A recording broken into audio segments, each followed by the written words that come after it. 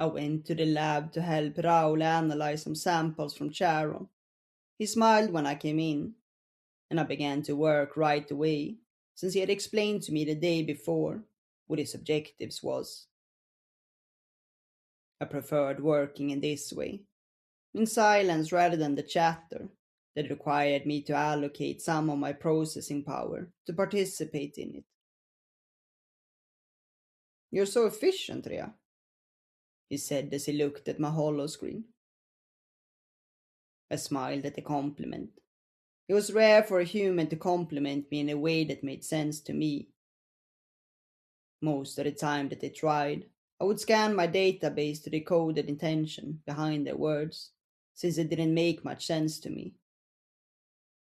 Raul was an exception, almost an anomaly, and as much as I was used to the human way, I really appreciated that he made an effort to learn the android culture. It was probably as difficult for him to understand me as it was for me to respond to human interactions that for most of the time didn't carry any significant meaning to me. If you base observation on your own performance, you should run some diagnostics, I said instinctively, before my systems reminded me that he was a human and would not understand the joke. To my surprise, he laughed. According to my systems, there was only a 9% chance that he would understand it, and a 3% probability that he would find it funny. He looked at me, wiping tears from his eyes, and smiled. Ernesto told me the same thing. Of course, I thought. It was an old joke, so he must have heard it many times from his friend. I wonder if Raul experienced anomalies with Ernesto. If so, it would indicate that the problem lay in our differences, and therefore probably could not be solved. But if they managed to stay friends despite it, maybe there was a contingency plan for such situations. Without any other leads to follow, I decided to investigate the possibility. How did you two meet? I asked. In an art exhibition. I looked at him, surprised. He didn't seem like someone who cared much about art. He must have noticed my reaction, because he said, it was a charity thing. I nodded. Ernesto donated some of his paintings to it, and we started to speak somehow. Raoul smiled at the memory. It surprised me to hear it. Most of us androids tended to pursue careers in science or engineering, where our advantages helped us to excel. An android pursuing art was a rare occurrence. What did he paint? I'll show you. He reached for his pad and showed me the colorful paintings Ernesto had made.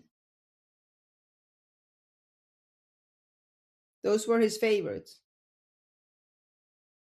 They are beautiful, I said, looking with fascination at the vivid, dreamy landscapes. He said they represented his feelings. Raoul smiled. His feelings. But how? I wondered. Could you really put all those unnamed emotions into something as concrete as a painting? I looked at them again and let my systems analyze them. I could identify their emotions with 94% accuracy. Was this the way to understand what I felt? No, I discarded the idea. To reach this level of proficiency, I would need to dedicate at least 450 hours to it. Time I definitely didn't have. Do you like them? Raoul asked. I do. I like how they make me feel. I smiled. They were almost like those old Persian poems that Amin sang in the shuttle. There was no way to understand them, even when my cognitive systems ran at full capacity. But they stirred something in me every time I heard them, and calmed my emotions, rebalanced my systems, and brought peace. I considered the possibility of putting all those unnamed emotions into words rather than paintings. My farsi was sufficient enough, and I wouldn't need to spend countless hours practicing before I was able to do it. I was not sure if it would help me, but there was no harm in trying. I smiled, happy that I had found another lead to investigate. I couldn't estimate the probability that the experiment would solve the anomalies, but it was better than nothing.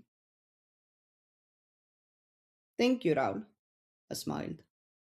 You're such a good friend, I added softly, after estimating that it was the best way to show my gratitude.